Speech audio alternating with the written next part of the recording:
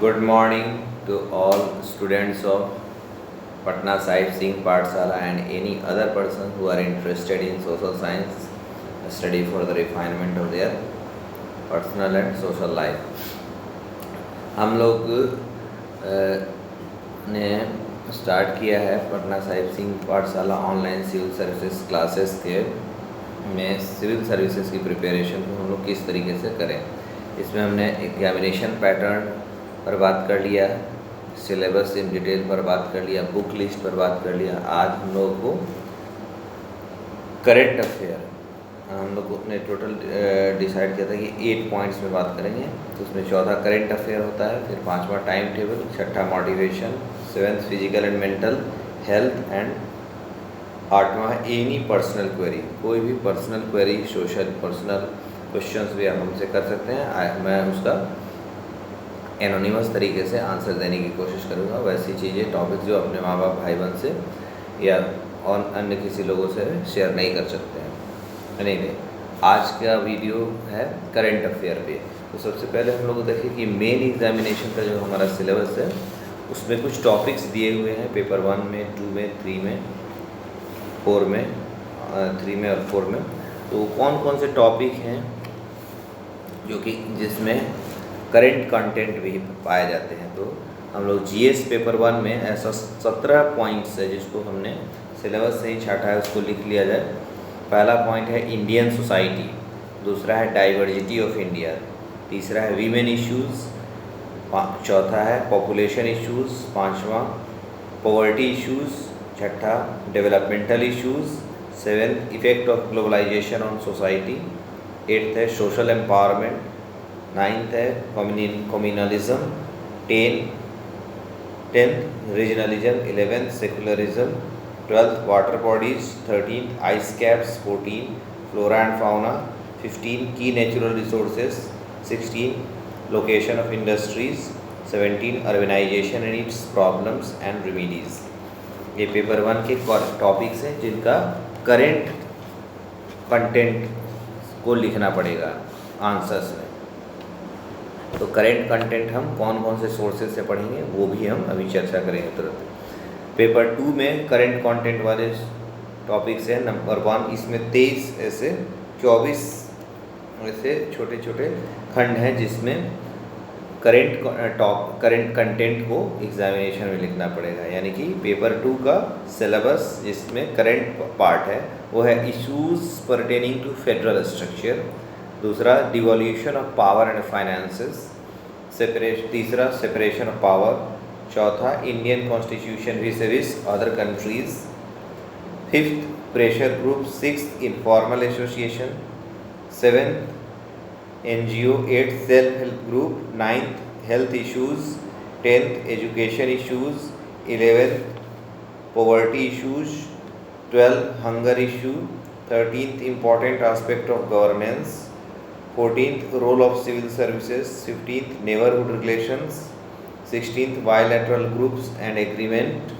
including India, 17th regional groups and agreement, 18th effects of policies of other countries on India, 19th है Indian diaspora, 20th important international institutions, objective, structure and mandate, 21st international fora, structure and mandate,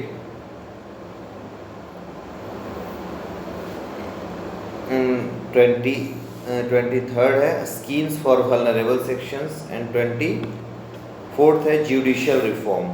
इसमें 22nd था polity. तो polity तो general एक book ही है लक्ष्मीकांत की, वो current का पार्ट नहीं है। Schemes for vulnerable section and judicial reform, ये जनरल स्टडीज़ पेपर 2 का हुआ। अब हम लोग आते हैं जनरल स्टडीज़ पेपर 3 में कौन कौन से टॉपिक्स हैं, सब टॉपिक्स हैं जो कि करंट से रिलेटेड हैं। पहला इसमें है 29 टॉपिक्स हैं। Issues relating to planning, second issues relating to mobilisation of resources, third issues of relating to growth, fourth issues relating to development, fifth issues relating to employment, Sixth, inclusive growth. Seventh, irrigation systems. Eighth, a storage of agriculture produce. Ninth, transport and marketing of agriculture produce. Tenth, e-technology for farmers. 11th, issues relating to farm subsidies. 12th, issues of buffer stocks. 13th, food security. 14th, technology missions. 15th, animal rearing. 16th, food processing industry. 17th, effect of liberalization on the economy. 19th, energy. 18th, energy. 19th, ports. 20th, roads. 21, airports. 22, railways. 23, science and technology. 24th, indigenization of technology. 25, IT, space, computers, robotics, nanotechnology, biotechnology. 26, issues relating to intellectual property rights. 27, conservation. 28, environmental pollution and degradation. 29th, environmental impact assessment. और इसमें है actually 38 topics हैं। फिर disaster and disaster management. 31st, extremism. 32, challenges to internal security state and non state actors. 33, challenges to internal security communication networks, role of media and social networking sites. 34, cyber security. 35, money laundering and its prevention. 36, border area security. 37, linkage of organized crime with terrorism. 38, various security forces and agencies. ये paper 3 हुआ। और इसके बाद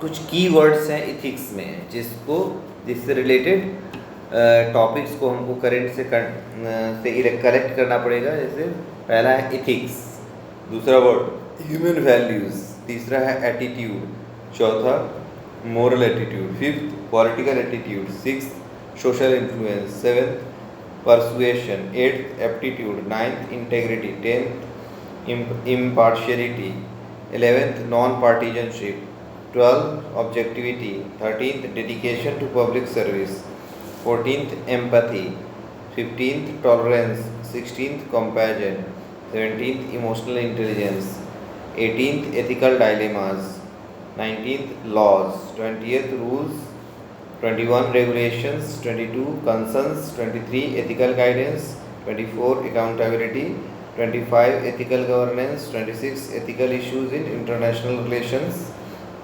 27 ethical issues in international funding, 28 corporate governance, 29 probity in governance, 30 public service, 31st information sharing, 32 transparency, 33 right to information, 34 codes of ethics, 35 codes of conduct, 36 citizens charters, 37 work culture, 38 quality of service delivery, 39 corruption and 40th public funds. ये topics हैं जिनमें current content को लिखना पड़ेगा, तब जाकर के marks आएगा इंडियन एडमिनिस्ट्रेटिव सर्विस को डिज़र्व करने के लिए। तो हमको मेनली 4 सोर्सेस हैं जिससे करंट अफेयर की हम लोग तैयारी करते हैं। तो एक बात हम फिर से कहते हैं कि करंट अफेयर जैसे ही हम बोलते हैं तो उसका मतलब ये नहीं होता है कि जो कुछ भी करंटली हो रहा है सबको हमें पढ़ना है। हमें सिविल सेवा की परीक्षा के उद्देश्य से पढ़ना है। तो करंट अफेयर का एक मैगज़ीन हम ले लेते हैं, वो कोई भी एक मैगज़ीन, तो उसमें हमें 4 टॉपिक्स को ही पढ़ना है, 1 2 3 4। वो है एनवायरनमेंट, दूसरा इकोनॉमिक्स, तीसरा साइंस एंड टेक्नोलॉजी और चौथा है इंटरनेशनल रिलेशंस। इन्हीं 4 सब्जेक्ट्स को पढ़ना है मैगज़ीन से। बाकी उसमें बहुत सारा दिया रहता है क्योंकि बाद में आपको 12 महीने का पूरे 1 साल का करंट अफेयर तैयार करने में बहुत भारी हो जाएगा अगर हर टॉपिक को आप पढ़ने लगेंगे। लेकिन इन 4 को तैयार करेंगे तो आपका 95%, 80%, 85% करंट अफेयर का तैयारी हो चुका रहेगा and that will be sufficient for your victory in civil services examination. तो मैगजीन पढ़ते हैं और करेंट अफेयर, करेंट कंटेंट को हम 4 सोर्सेज से उठाते हैं। एक तो मंथली मैगजीन आता है, दूसरा होता है प्रेस इंफॉर्मेशन ब्यूरो PIB, तीसरा होता है मंथली पॉलिसी रिव्यू और चौथा होता है एक न्यूज़पेपर। न्यूज़पेपर में द हिंदू को बहुत शुरू से लोग पढ़ते हैं, लेकिन क्योंकि हम अगर PIB को हम ओरिजिनल वेबसाइट से निकाल के पढ़ते हैं, मंथली पॉलिसी रिव्यू को ओरिजिनल वेबसाइट से पढ़ते हैं, तब फिर न्यूज़पेपर में बहुत ज़्यादा जाने की जरूरत है, क्योंकि न्यूज़पेपर भी लिखने वाले इन्हीं सोर्सेज से अपना कंटेंट को तैयार करते हैं। तो न्यूज़पेपर में टाइम्स ऑफ इंडिया, और वो भी ज़्यादा नहीं, टाइम्स ऑफ इंडिया में के साइड में 2 कमेंट्स दिखा रहता है, बस उतने को भी अगर हम अच्छे से कर ले तो साल का 735 कमेंट्स, 730 कमेंट्स हमारे पास हो जाएगा, and that will be sufficient for our preparation. तो PIB में, प्रेस इंफॉर्मेशन ब्यूरो में हमको सिलेबस के हिसाब से करना होता है। तो PIB के बारे में भी हम स्पेशल, अगर कोई विद्यार्थी उसके लिए इंटरेस्टेड होगा तो मैं उसे भेज दूंगा मेल पर कि PIB में कौन कौन से मंत्रालय का PIB, और PIB में मंथली अपने स्टूडेंट्स जो हमारे यहाँ बिहार हितैषी पुस्तकालय के स्टूडेंट्स जिनके लिए मैं निकाल करके देता हूँ, वो मैं आप लोगों को भी प्रोवाइड कर दूँगा। If you are really interested, अपना मेल पे हमको या कमेंट बॉक्स में हमको वो डिमांड आप रखें। तो ये है monthly policy review, magazine, PIB, monthly policy review और न्यूज़पेपर से हम करंट अफेयर की तैयारी करते हैं। और इस तरीके से तैयारी करेंगे तो हमारे पास साल भर में बहुत अच्छी तैयारी हो जाएगा, कॉन्साइज तैयारी हो जाएगा, और इतना उसका वेट रहेगा कि हम उसको 3-4 बार बहुत आराम से उसको रिवाइज कर सकते हैं और एक रिफाइंड क्वालिटी का आंसर लिख सकते हैं। तो ठीक है, नमस्कार, और एक बार फिर से आप लोग को बहुत बहुत शुक्रिया, बहुत बहुत धन्यवाद। आप लोग मेरे वीडियो को सराह रहे हैं, देख रहे हैं, और उससे हमको उम्मीद है कि कुछ विद्यार्थियों को ज़रूर फ़ायदा हो रहा होगा, और एक विद्यार्थी को भी अगर थोड़ा सा भी फ़ायदा हो रहा होगा तो मेरा ये परिश्रम, ये मेरा डेडिकेशन सार्थक हो जाएगा। और हमें पूरा उम्मीद है कि आप सब हमारे इस प्रयास को सार्थक बनाने में अपना सहयोग देंगे। गुड नाइट, प्रणाम।